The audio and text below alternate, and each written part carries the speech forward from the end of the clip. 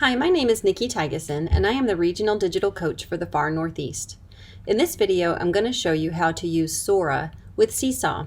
Sora is where you can find DPS library services, eBooks, and audiobooks that are available for you and your students. To get to Sora, we first go to Lion, and Lion is just found at lion.dpsk12.org.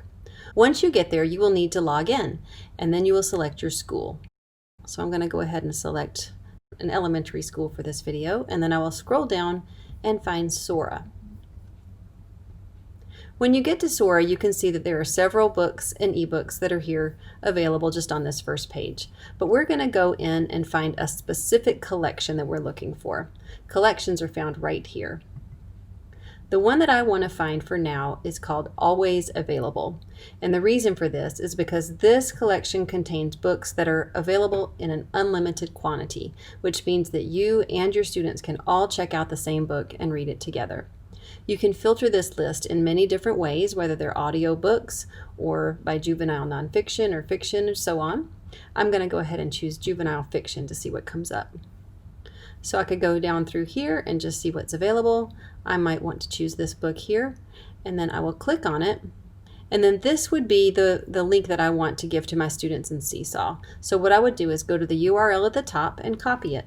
So I could right click and choose copy, or you could do a keyboard shortcut, Command C or Control C, depending on which type of computer you use. Once I have it copied, I need to go to my Seesaw. Then I will go into Add, and I will assign this as an activity. Now the very most basic way that you could do this would be to just put the title in. I'm going to just say ebook assignment. I will put in my instructions.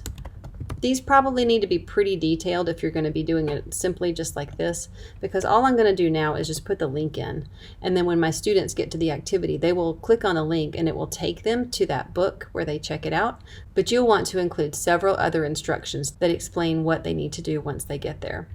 For the sake of a short video, I'll go ahead and click Save, and then I'll assign it to myself so you can see what it looks like. I want to edit students and just assign it to my sample student this time so you can see what it looks like. So I'll go in and I'll add a response as a sample student.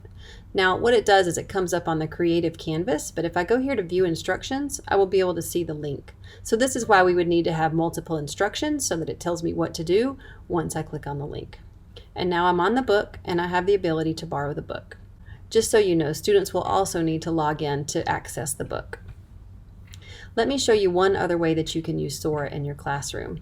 Let's go back to the main page so I can search for a book. So I'm going to search for something that we may be discussing in class. I'll just say seasons for now.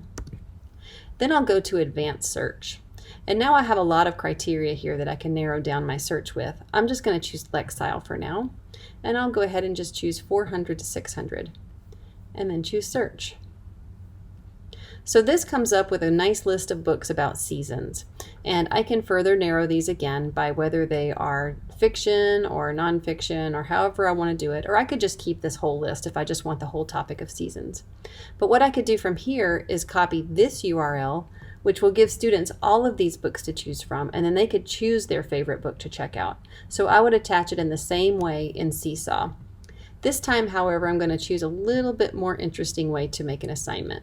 I'm going to choose Add and go to Assign Activity, and then I'm going to choose something from my library that I've already created. So let's go here. I have a template created, so I want to go in and actually edit this. And you can see that I have a little picture I've drawn with shapes and a text box, and I can create a link here. So what I do is just go to the three dots, choose link. There's already a link in here, but I'm going to change it to my search right now, and then I will hit the check mark.